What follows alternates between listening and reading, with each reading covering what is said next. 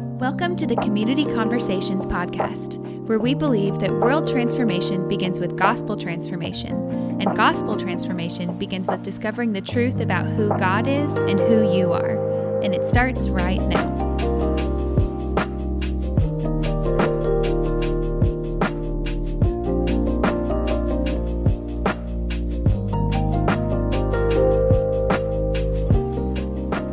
Hello, welcome to another episode of the Community Conversations podcast. If this is your first episode with us, welcome. We've been talking about the gospel and the good news for a couple weeks now. Joining me again today is Katie. I'm back. You're back. How are you? Good. How are you? Good. A little stuffy, but Yeah. doing all right. Yeah, that's happening. It's So going apologize in advance if you hear any noise coming from my nose or my mouth. Noah's still out. Yep. Still being a dad. Still babying. Yep. Yep. How was your week? It wasn't my favorite week. Yeah. Had better, Yeah. I have to say. Yeah. Are we talking about that? I mean, you can just, sure. Yeah, so I was rear-ended, unfortunately. Well, I guess that was last week. It was Friday. It's Yeah. been a week since we've been here, I guess. And so, that's not ideal anytime. Never really want to be in a car accident, but especially being pregnant, it was like, oh no. Yeah. So spent a couple hours in the hospital. Everything's fine. Yep. The baby's all good. I'm all good. So super thankful for that. And the girls were not in the car. Yeah. There's a list of things that I'm thankful for Mm-hmm. in this whole process, but there's also a whole list of like, this is so annoying. Yeah. You were in a good bit of pain for a couple days. Yeah, this weekend was rough. Yeah. Yeah, I feel like it was probably, I don't know. I feel like there's been one other accident that I've been in that I was in worse pain, Mm-hmm. but this was definitely up there Yeah. on that list as far as, it was a struggle for a little bit. Mm-hmm. But we're, seeing the chiropractor, doing all the things, Yep. and so getting back into normal shape. Yeah. Yeah. Yep. All right. Let's hop in. Okay. Maybe we can recap a few things we talked about last week. We kind of got into the topic of salvation Mm-hmm. and what does it mean to be saved? What are we saved from? And I think a little bit more today we'll get into what are we saved to. Mm-hmm. But we talked about justification and sanctification and glorification. Right. And we talked about how the moment you receive Christ, there is an internal transformation that happens. Mm-hmm. Instant Instant. moment Yeah. of, Yeah. you are So- justified. You are this. Yes. You Yeah. are made new and your debt is canceled and you are forgiven and, you are made righteous and all those good things. And it's really important to understand that those are not something that we work out. Right. When Paul says to work out your salvation, he's not talking about that, Mm-hmm. right? That's Yeah. something that maybe we're at best work out our understanding of that, Mm-hmm. but Yeah. we're not contending with the Lord for a position of newness and a position of sonship and a position of righteousness because that's happened. Oh, yeah.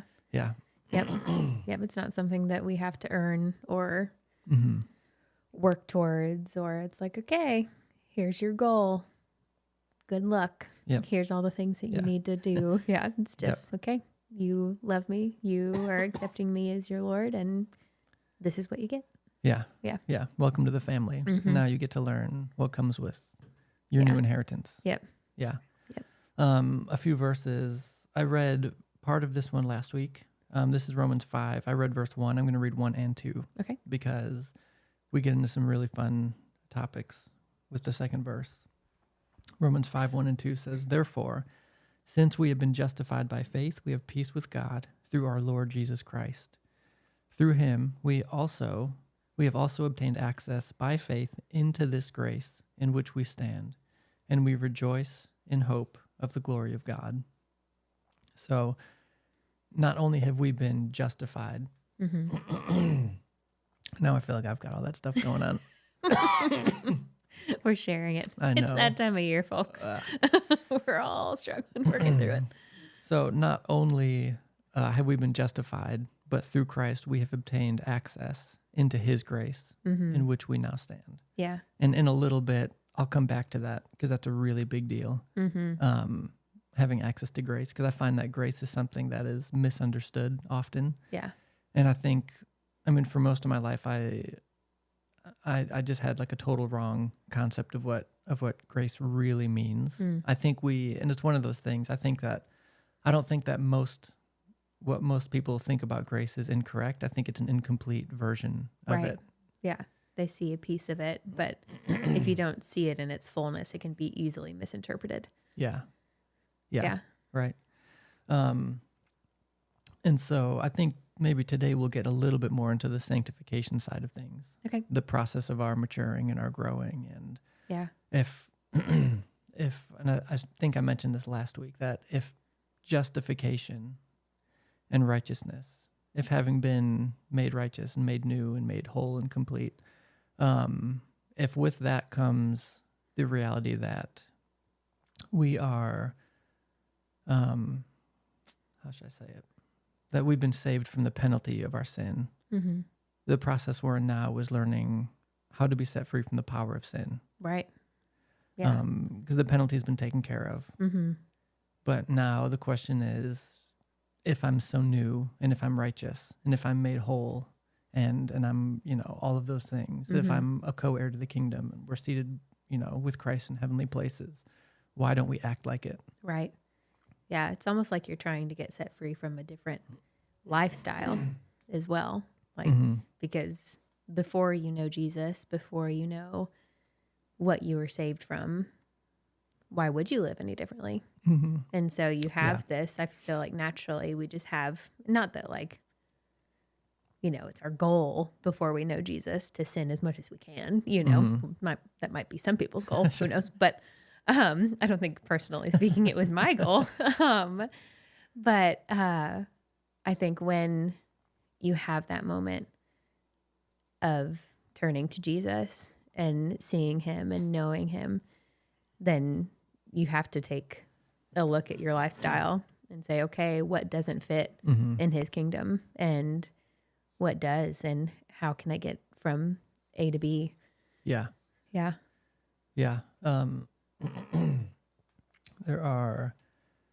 I've got several verses here. We'll see how many I end up reading today. This is 2 Corinthians 3:18. And we all, with unveiled face, beholding the glory of the Lord, are being transformed into the same image from one degree of glory to another. For this comes from the Lord, who is the Spirit. And I've put it this way before, that I think the process of our salvation, it begins with this idea of like beholding the Lord and beholding Jesus. And it begins with this moment of realizing that he is like, he's it. Yeah. He's what we need. Right. And he's the only way. And so it's coming face to face with that reality that like we, if if there is anything available to us, to anybody in this world in terms of being made whole and being made new, that's only found in him. And so beholding him, right, we are being transformed into his image from one degree of glory to another. Yeah. And so that's going to drive me crazy. I thought I was past this. I know. Yeah. I was doing really good. The past couple days have been so much better. I've been doing great. Anyways, we'll get there. Yep.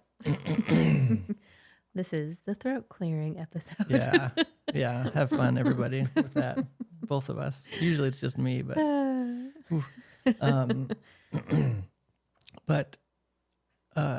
And so we've kind of been answering this question, but if beholding leads to becoming, as we behold him, we are being transformed into his image. Right.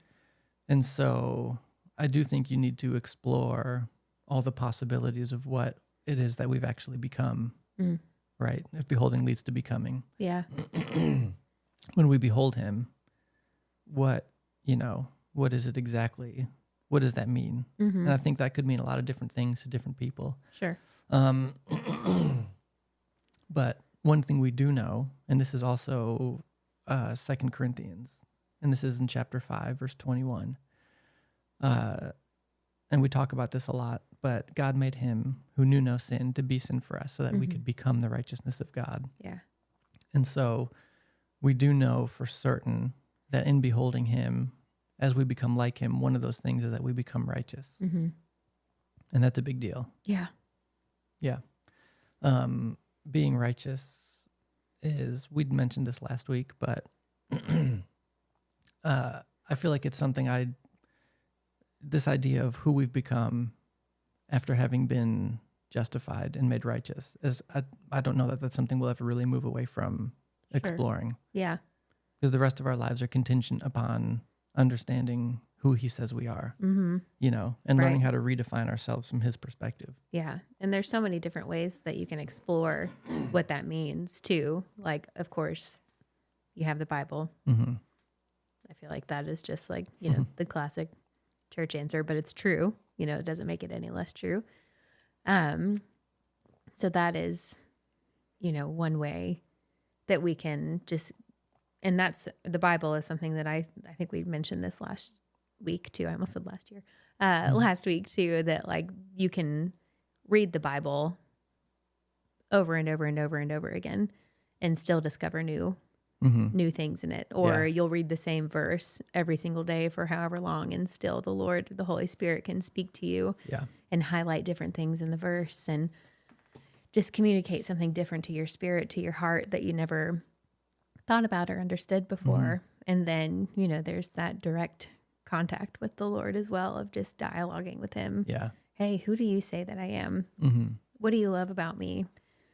What are some parts of me that still don't fully understand who you are? Like, all those questions are questions that we can ask every single day and still have new answers to. Yeah. So we're never going to be like, oh, okay, well, got all my answers. Guess I'm good to go. Yeah. Which, in a way would be nice to have that if we just one day get it all figured out. But at the same time, I think that doing life with the Lord, if we did arrive, would end up being kind of boring after a while. And you would just be, just like with anything that like you figure out in life, you become accustomed to that certain way. And so not that I'm not trying to say that the Lord is boring.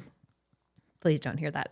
But you get so used to things that you understand and that you've like mastered, that it's easy to start losing appreciation and losing wonder in those things. Yeah. And so then, you could equate that to being bored, of just like, this is just part of my routine now. But I think that since there is so much to discover, since we are ever growing and ever learning and changing with him and just stepping into new parts of our identity, I think there is just always a certain level of wonder and excitement with him, of like, oh, I wonder what, what's he going to tell me today? Yeah. What am I going to step in today that I've never experienced before? And so it's just such an adventure with him, discovering our identities and our righteousness.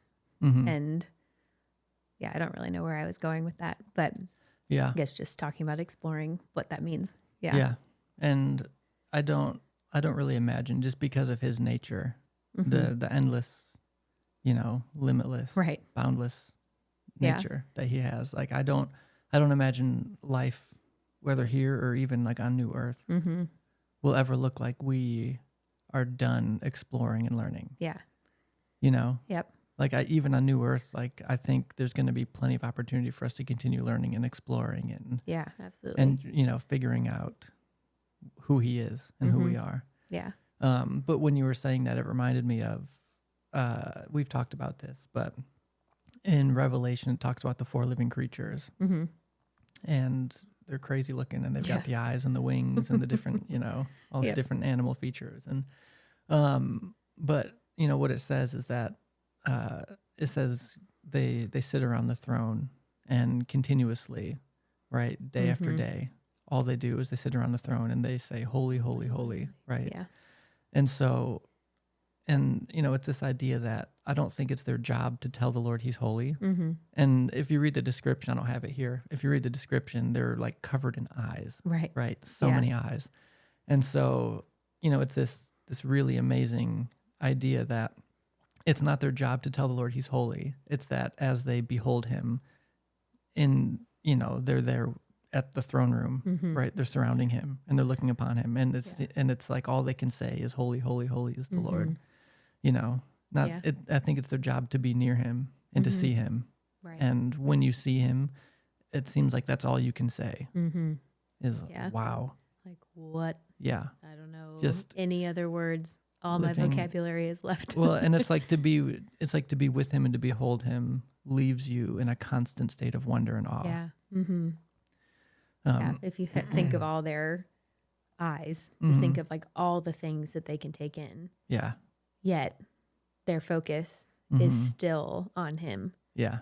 And so like you would think if you have so many eyes, it'd be really easy to get distracted and be like, oh, well, what's going on over here? Yeah. But just to even try to understand the fullness of like his majesty, his glory, that the fact is that they are there, like you said, for eternity. Yeah. And they're like, I'm perfectly content just saying fully captivated. This word. Yeah. Forever. Yeah. It's enough. Yeah. Yeah. It's like, what else can you say when you really begin to see him and understand him? Just that the awe and the wonder that comes with that. Yeah. But I feel like that was a long rabbit trail. I love that. Yeah. I love talking about that. But back to who we've become. Actually, I've got another verse here that I want to read. This is a couple verses. This is Ephesians 4:17 through 24. Now this I say and testify in the Lord, that you must no longer walk as the Gentiles do in the futility of their minds. They are darkened in their understanding, alienated from the life of God because of the ignorance that is in them, due to their hardness of heart. They've become callous and have given themselves up to sensuality, greedy to practice every kind of impurity. But that is not the way you learned in Christ, assuming that you have heard about him and were taught in him, as the truth is in Jesus, to put off your old self, which belongs to your former manner of life, and is corrupt through deceitful desires, and to be renewed in the spirit of your minds, and to put on the new self, created after the likeness of God, in true righteousness and holiness. And so there's a lot there. Yeah. But where I kind of want to head is in the direction of further understanding. If we have been reborn and our new selves are created after the image of Christ in true righteousness and holiness, why don't we act like it? Yeah. Like why does it seem like people in the church at times almost couldn't be further from, from that? Yeah. And so we've talked about how beholding leads to becoming, and who we've become is not necessarily always how we behave. Sure. And we'll talk about what separates who we've become and how we behave, which I think, again, I don't know if this is an oversimplification. I think that my answer that we've talked about so much just on the podcast is what we talk about on Sundays. Maybe this is an oversimplification, but I think this is a great place to start, is what do we believe? Yeah. Because if we've beheld him and we've become like him, I think it is in our learning to believe in who he says we've become that leads to our behaving like that. Yeah, absolutely. And we do this with our kids, where we understand who Jesus says they are. Yeah. And so whenever they act in opposition, we can remind them. How many times have we said to Nora, like, hey, how did Jesus make you? Did he make you to be, mean? Did he make you to Yeah. be unkind and this and that? Or, Right. and she knows, and she's like, no, he made me, he Yeah. made me kind, Yeah. and it's just helping her just remember Yeah. the reality, redirecting her thoughts. Right. And it's not easy. And I think this is what's so hard about it is we want to base so much our belief in our theology on our experience, right? And it's much easier for me to say, we must not have been made new, or we must not really be righteous or holy. Sure. Because we're not acting like it. Yeah. It's easier to say, based on my experience, this is what I think to be true. When in reality, the Father says, yeah, but Right. I know you don't get it yet. Yeah. But if you just knew who I said you are, then everything else would just fall into place. Yep. Because we're always being influenced by things around us, whether it's our thoughts, whether it's what other people are saying to us, whether it's what we see on TV or just out at the grocery store or whatever. Like, we are constantly being influenced. And so we could become victims to that very easily and just say, well, somebody said this about me, so I guess that must be true. And I think, like you said, it's easy to do that, just to be like, yeah, well, I guess that's just how it is. And so that is like a super, I don't know, powerless way to accept that identity. Is just like, well, you said it, so I guess that's who I am. Yeah. Or you can say, okay, I hear you saying that, but what does my Father say? And weigh it and measure it against what he tells us to be true. And we're either being intentionally or unintentionally influenced at all times. Yep. You can't avoid it. You can't just get away from that at all, because even if you stay in your house forever, like, you're still going to have an influence of some type. Yeah. And it's going to be the thoughts in your own head. And, but if you're, if you're going out and around and, inevitably the world has a lot of negativity to throw at us. If we go out without knowing who we are, then it's really easy just to fall into that pattern and just to become another voice in the world, more noise in the world. Yeah. Yeah. I almost wonder if now that I think about it, if I've been asking the wrong question.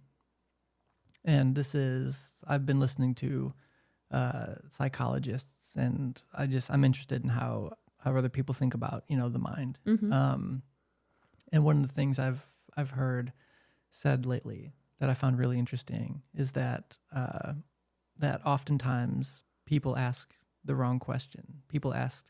The questions people ask are often, why do people choose the hard path? Why do people choose, and in this situation, I'll bring it back into this context. The question I've been asking is, if we've been made new, why don't we act like it? And I think maybe that's not the right question. I think the answer to that is far simpler. And so I wonder if the question we should be asking is, well, I wonder, why would we be, not why wouldn't we act like it, but why would we act righteous? Why would we act holy? Why would we raise the dead? Why would we pray for the sick? Why would we cast out demons? Why would we do all the stuff that Jesus did? Yeah. And I think that's the question we need to even answer. Because the question of why don't we act like it? Well, in reality, I don't think we know who we are. I don't think we know who we're capable of or what we're capable of. We don't really fully get how Jesus sees us and what he says we can do. Right. So how can we expect ourselves to act accordingly? Yeah. So if we should start asking the question, okay, why would I pray for the sick? Right. If we can answer that question, then I think, we'll have something to start going off of. Right.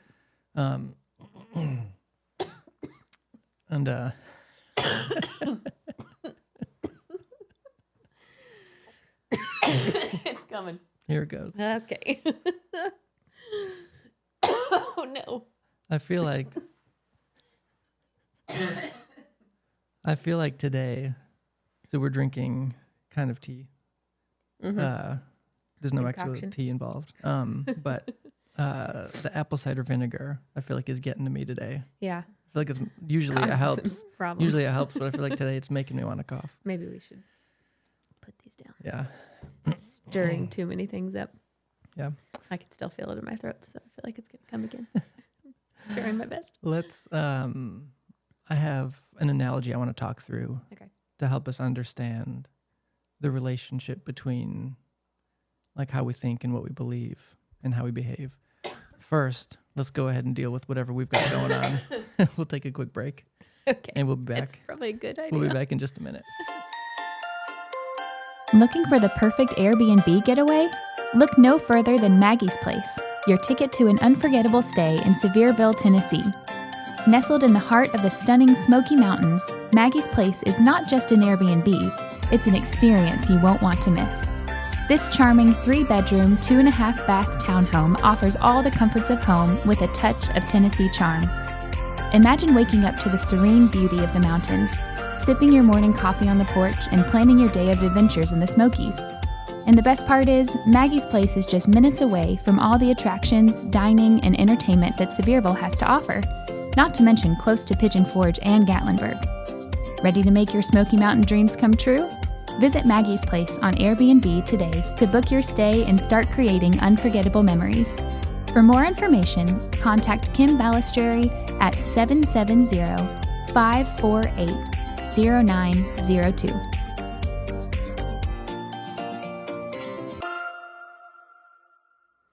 Okay, we're back. Hopefully, Hopefully better we got off. him off. Hopefully better off than we left. Oh, yikes. Ooh. Yeah, sorry about that, everybody.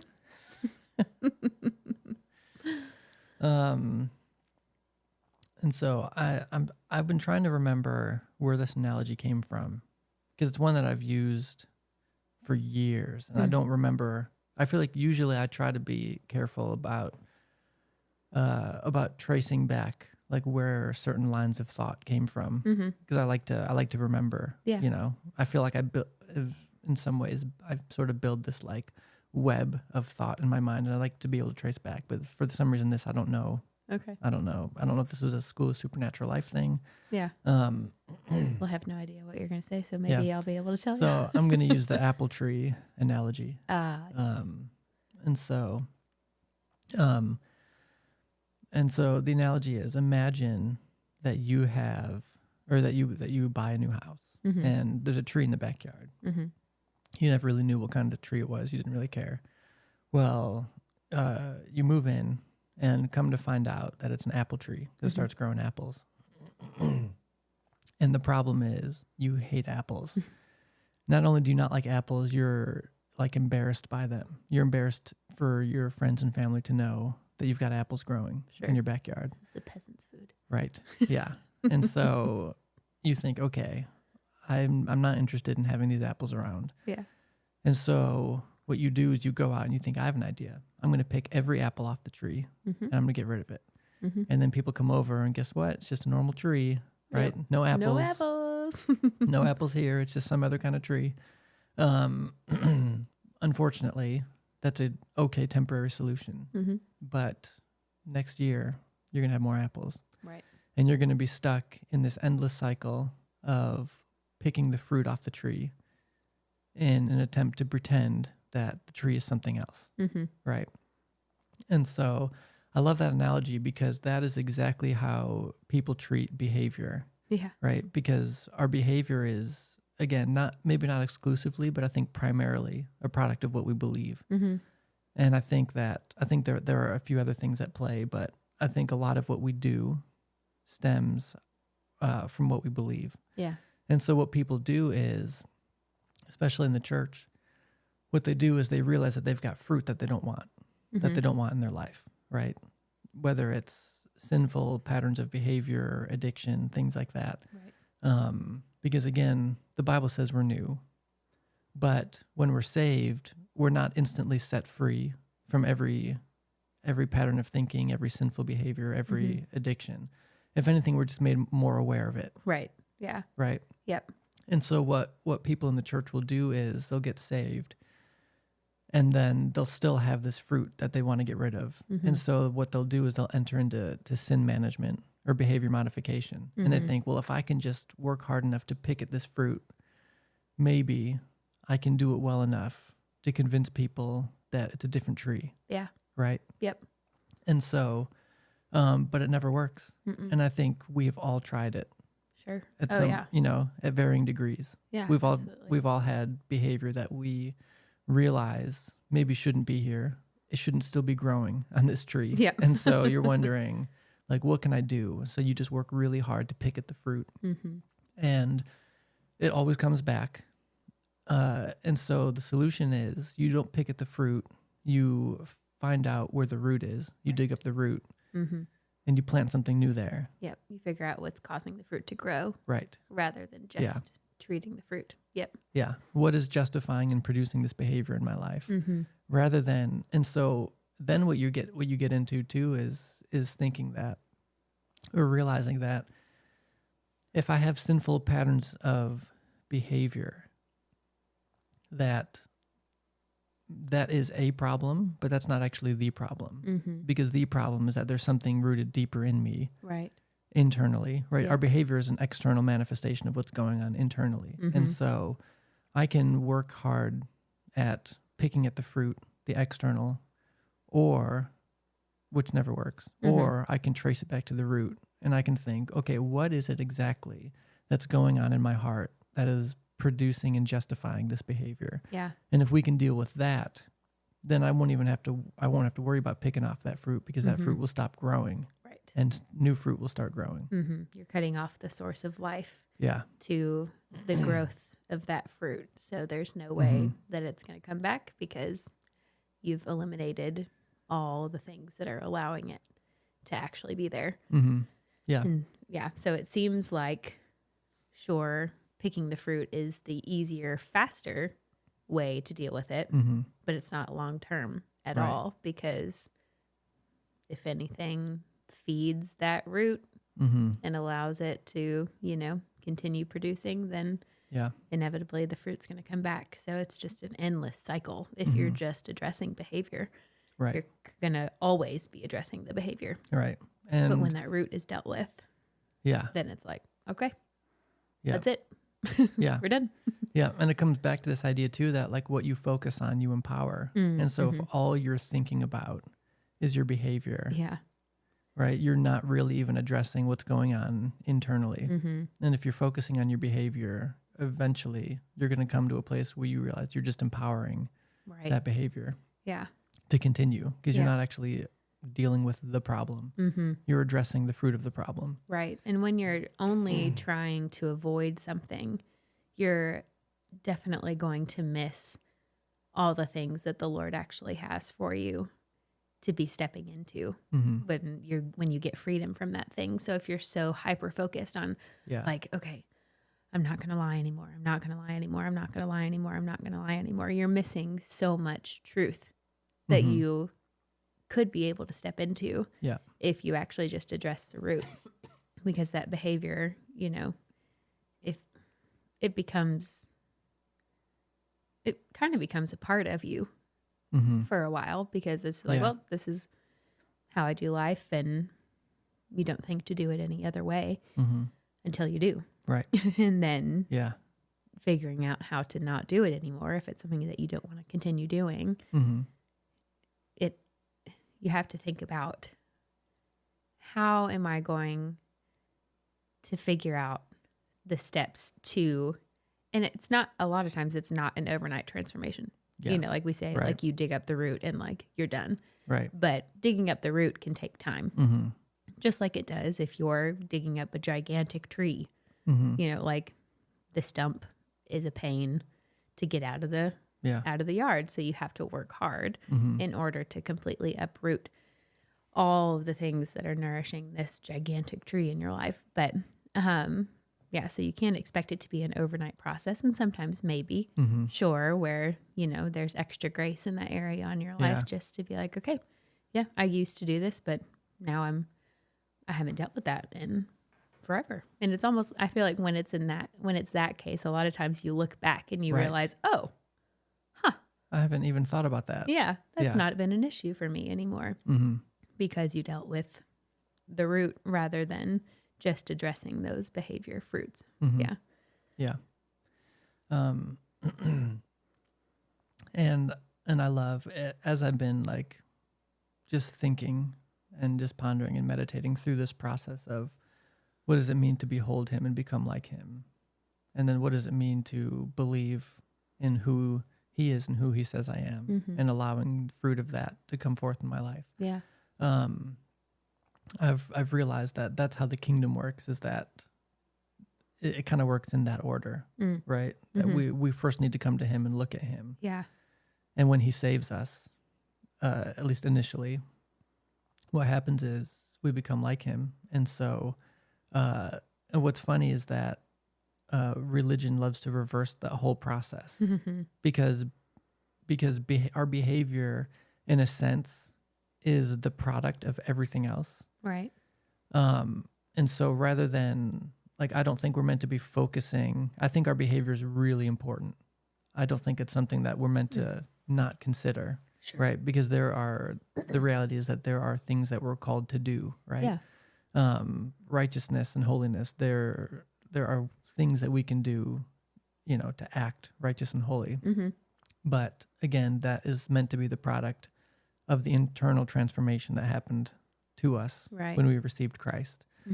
But religion will reverse that process. And it'll say, you need to get your stuff together. Yeah. And if you can figure out how to behave like a good Christian, then you will have become one. Yeah. Right. Yeah. And so religion will reverse it to where who you become is a product of how you behave. When, like, you read the Bible and you realize that, no, I've already been made new. Right. I'm not trying to become something new that already happened. Yeah. I just need to figure out what I need to believe Right. in order to act like that's actually true. Yeah. You're not having to like shave parts of yourself off to be able to step into the newness. You are having to redirect pieces of like who you are, I think. And I guess I can say that in a different way. Just what we've been talking about, changing thought patterns, though changing our beliefs and thinking completely different about yourself rather than like, okay, I'm going to do all these things really well and become like a good Christian robot until the Lord's like, okay, fine. You can have what I have. Yeah. Right. Yeah. Yep. Yeah. Which seems like it makes so much sense with how you define success in the world, because you do have to do a whole list of things until you can get the title that you're going after. Like, you have to go to school, you have to have so many years of experience, you have to have success in that experience, you have to have this amount of recommendations, you have, all these things, like check. When, the Lord's like, just no, that's not how I do things, actually. Like, I'm going to tell you who you are and get you to know who you are. And then we'll talk about what you do. Right. Yeah. And that, I think you see that in the creation story too, because, the Lord, he spent days creating everything that we see, in the world and all around us. And then on the sixth day, he created Adam, right? And so he creates Adam, and I imagine, I always like to imagine the story, like Adam wakes up, like he's created on the sixth day, and on the seventh day he wakes up and he's ready to go to work. Yeah. And he's surrounded by all these animals and all these trees and plants, and, he gets to go to work and figure out what does it look like to reign in this place and to share, authority that God's delegated to us, and to have authority over the animals and over everything. Yeah. But on the seventh day, God rested. And so on Adam's first full day alive, it wasn't a work day. Yeah. It was a rest day. It was a rest day. Right. Yeah. And I think that's really symbolic of how the Lord wants us to approach life is, hey, let's spend some time together. Right. Let's get to know each other. And then from that place, we'll get to work. Right. Because there's work to do. But I think from the Lord's perspective, he's like, I would like you for all your work to be done from a place of just being together. Right. Yeah. Yeah. You're working from that place of righteousness instead of to that place of righteousness. Right. Instead of trying to earn that, that amazing gift that the Lord has given us, instead of trying to see all that you can do. Look at me, look at all these things that I've done for you. Instead, you get to work from that place of, wow, I have been given this incredible gift of just being made whole, being made new. So now the possibilities are endless with the Lord, rather than, I feel like when you're starting out something, trying to earn a certain, degree, title, whatever it may be, you feel really limited because your knowledge is limited. Your status is limited. Your network is limited. All the things are you're starting at ground zero. So figure it out. It's a pretty lonely place to be when you're starting something out sometimes. But instead we're getting to work from a place of belonging, right, and having that relationship with the Lord. And so everything is going to be way more fulfilling along the way because you're working from that place of family. Yeah. And I feel like it's just, we say all the time that it's so opposite. The kingdom is so opposite from how the world operates. Yeah. And it's just realizing that we can live in that opposite kingdom, and we are meant to live in the opposite kingdom. Yeah. Even when it looks so confusing to everybody around us who's not living in the kingdom. Yeah. It's no, people think you're crazy for doing things a certain way, but then surprise, surprise, it works. Yeah. Yeah. Yeah. So at the beginning, I read Romans 5, 1 and 2, and I'm going to come back to verse 2 again. Okay. It says, through him we have also obtained access by faith into this grace in which we stand, and we rejoice in the hope of the glory of God. And so what's amazing about that is that we've been giving access to his grace in which we now stand. That's in Romans 5. In the next chapter, Romans 6, Paul says, for sin will not have dominion over you because you are no longer under the law, but you are under grace. And so when I put those two verses together and you realize, okay, through Christ, through faith in Christ, we've been justified. And also through him, by faith, we've obtained access into his grace in which we now stand. Yeah. Paul says in the next chapter that sin will not have dominion over you because you are no longer under the law, but you are under grace. And so, and that opens up another conversation that in the next episode or two, I'm going to dive, when Noah comes back, I told him I'd like to dive into that because there's a lot there. Yeah. On the topic of law versus grace.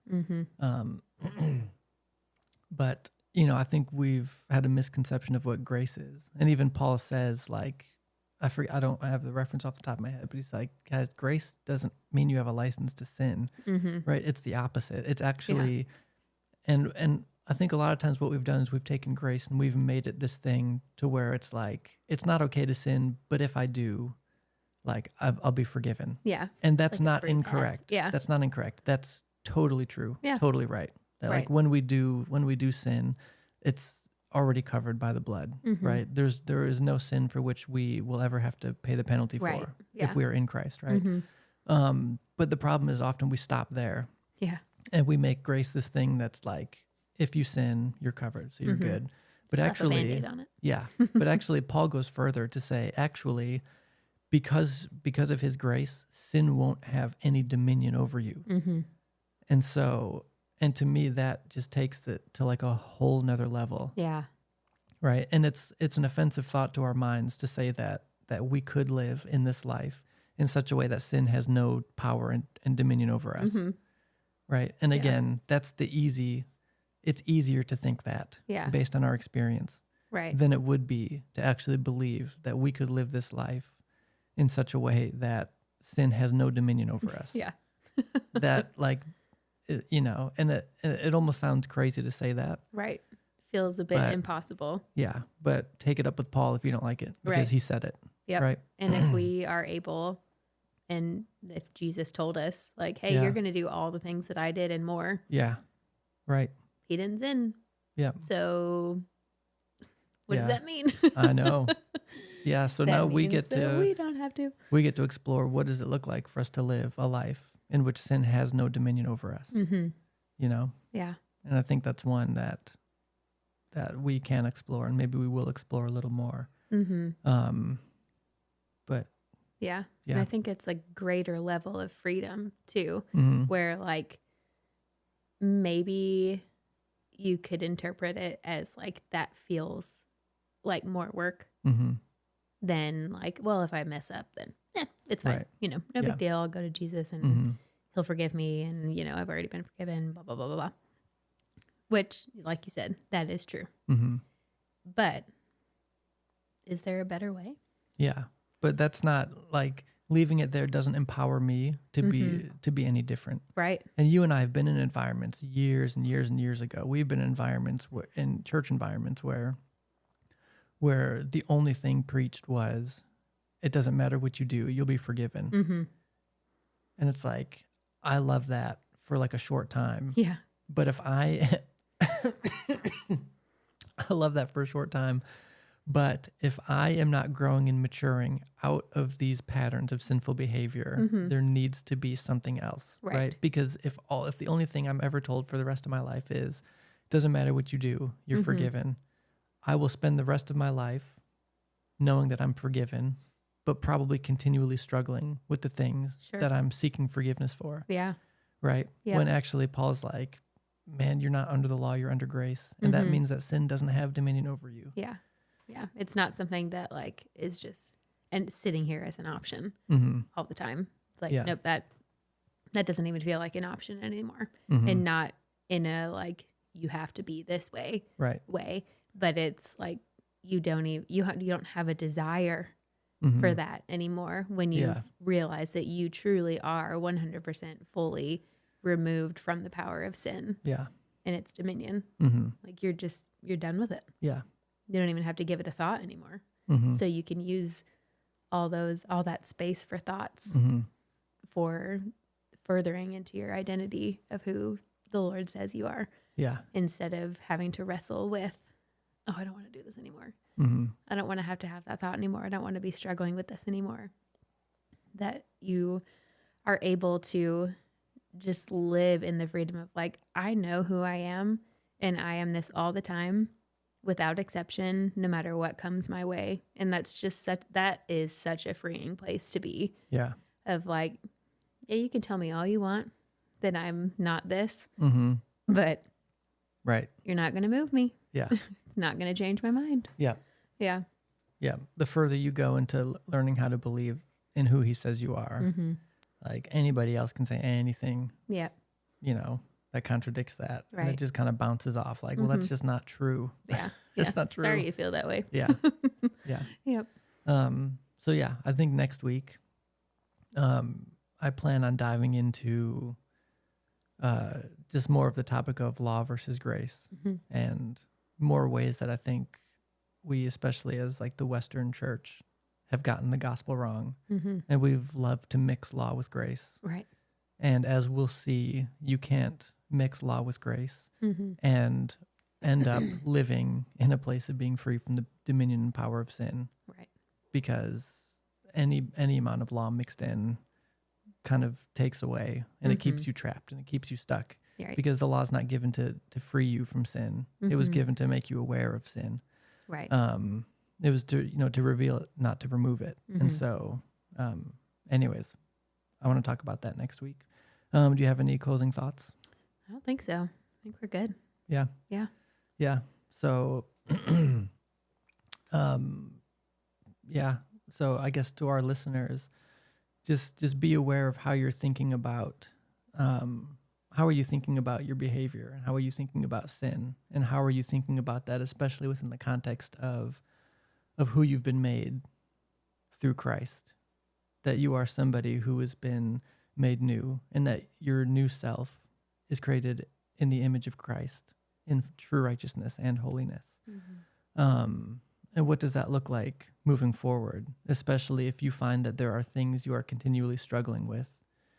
What would it look like for you if you've been in a place of picking at the fruit or addressing only the behavior? What would it look like to stop just addressing the behavior, but maybe start looking at finding ways to trace your behavior to the root, to the actual thing that is taking place internally, that's producing and justifying the behavior?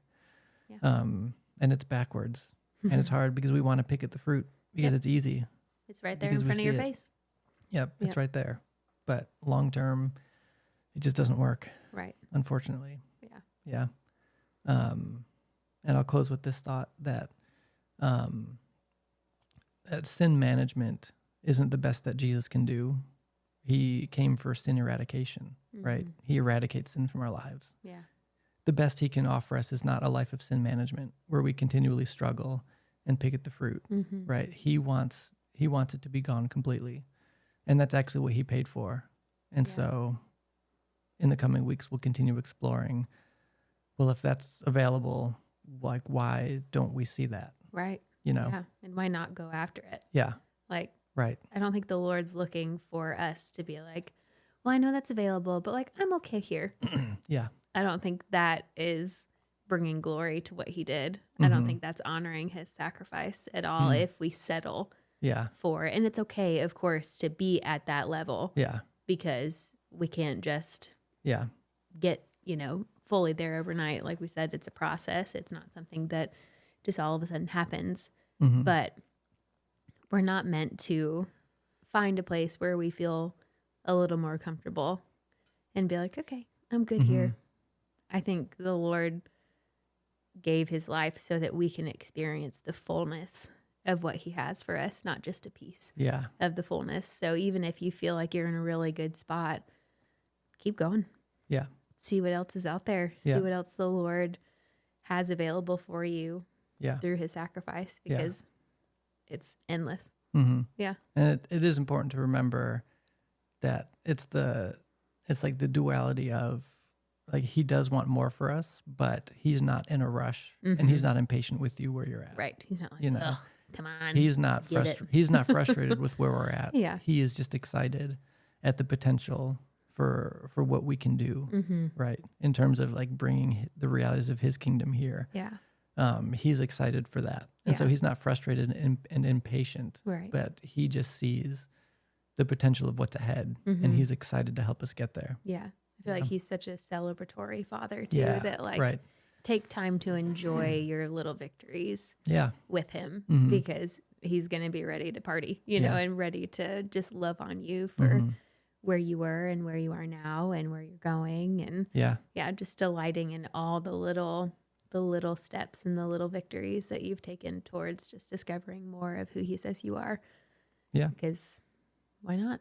And I think he loves and takes such delight in us seeing more of his face and discovering more of who he is. And so I think if he delights in it, then we can as well. It doesn't have to feel hard and, disappointing if you revert back to some of your own old ways. So just taking that time practically just to sit down and just be thankful, even just a quick like, hey, thank you, Lord, for the fact that I actually like myself a little bit more than I did yesterday. It's little things. And that I think will propel your victory even more and like allow you to just step into even the more, even easier because you're like, we're doing this. We're doing it together. Yeah. Loving the journey. And The journey's fun when you realize that he's just as he's more excited than you are for it. He's a proud dad cheering you on the whole way. Yeah. It makes the journey way more fun when he's excited to be there with you. Absolutely. Okay. Well, that's it. Yeah. To our listeners, I know, right? To our listeners and our watchers, thank you for listening. Thank you for watching. And we'll see you next week.